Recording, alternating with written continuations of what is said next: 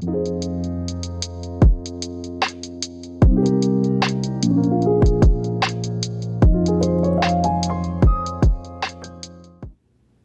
you ever feel like you want to get in a time capsule and go back to a particular period of time? I do, especially in this age of anxiety. I'm sure every age had their anxieties, but I think of 1963 as a period kind of in the middle, really nice period. Of course, I was there, but I was a baby. And I often think, gosh, I wish I was born 10 or 15 years earlier, because I would have been just at the right age to start experiencing what my parents were experiencing at the time, and this special moment in time. 1963 saw the release of this album. It's called Antonio Carlos Jobim's The Composer of Desafinado Plays. It's just been re-released on the Verve label. I'm going to talk about this new reissue series, which is an Audiophile reissue series. Desafinado was an important track, and that's why they highlighted it here, because a year earlier, the world heard Desafinado via this, Jazz Samba, by Stan Getz and Charlie Bird. This made such an impact that the world got swept up in the bossa nova, and everybody made a bossa nova album. Stan Getz followed this up with an actual collaboration with Antonio Carlos Jobim. And this is how the world got to hear some more songs from Jobim, including The Girl from Ipanema. When that came out, that really swept the world. Later on, Sinatra teamed up with Jobim as well. They released this album, fabulous record, wonderful. And you might notice it says arranged and conducted by Claus Ogerman. Why did he choose Claus Ogerman over his usual collaborator like Nelson Riddle or Gordon Jenkins? Well, he chose Ogerman because Ogerman did the arrangements on this album. That set the template for the sound of the bossa nova. Light, breezy, soft, lovely. It's the most refreshing sound. It takes you to a place far away, far away, where you really want to be.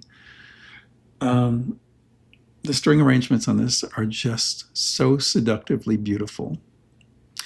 When you first hear this record, if you're not used to this kind of thing, you might say, oh, it reminds me of the Muzak of years ago, because it's all instrumental.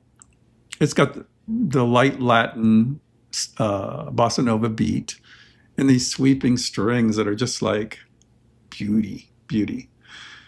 They come in so softly and leave so softly. Everything is just soft and beautiful. And these melodies just shine in this setting. Jobim plays on this record, but not how the Verve engineers originally wanted him to. You can see on the cover, they have him playing a guitar, but he's actually on piano through most of this album. They kind of had the idea to present him as like the Latin lover with a guitar.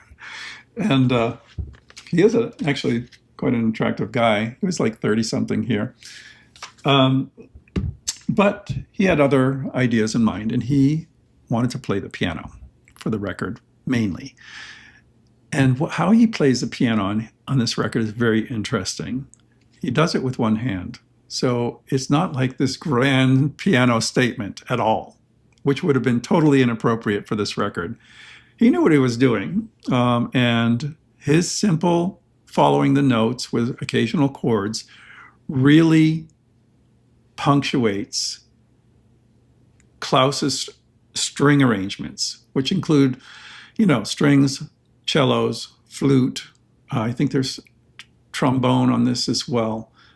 Everything is so subtle, so like it's a confection in sound. That's how it sounds to me. The tracks, many of them you will know. Desafinado, of course, is the famous one. One Note Samba, you've heard for sure. How Insensitive, Wow, that's a beauty. Jazz Samba is on here. Meditation is one of his most famous. So beautiful. And there's several others. Corcovado was on the Gets Gilberto album.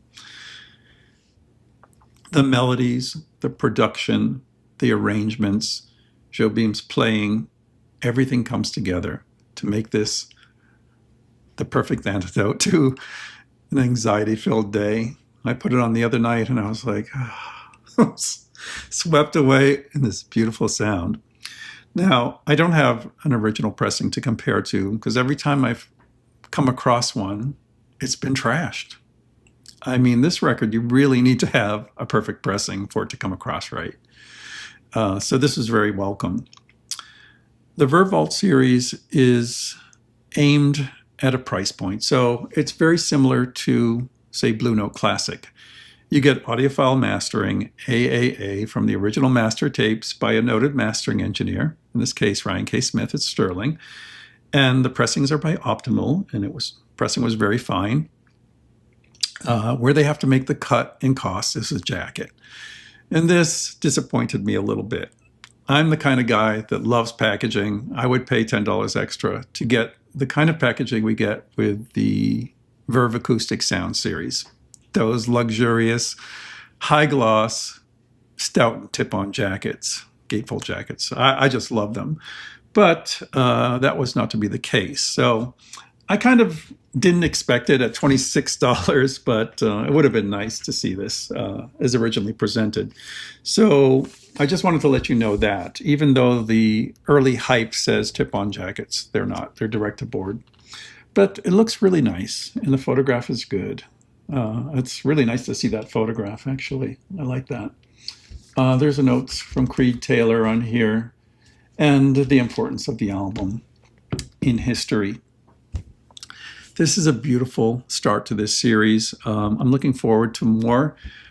Their second debut release is Dizzy Gillespie's Sunny Side Up, collaboration with Sonny Stitt. So I'm not getting that one, but I do have my eyes on Focus by Stan Getz, which will be coming out, I think, next month.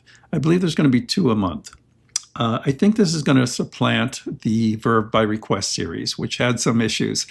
I never really partook of that, but I heard many, many stories of pressing problems and stuff with the pressing plant they were using.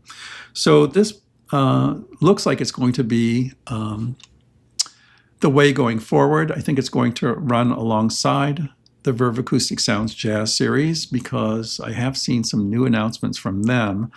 Particularly one that I'm interested in is one of the Ella songbooks that are coming out in that series. So all good news for jazz fans.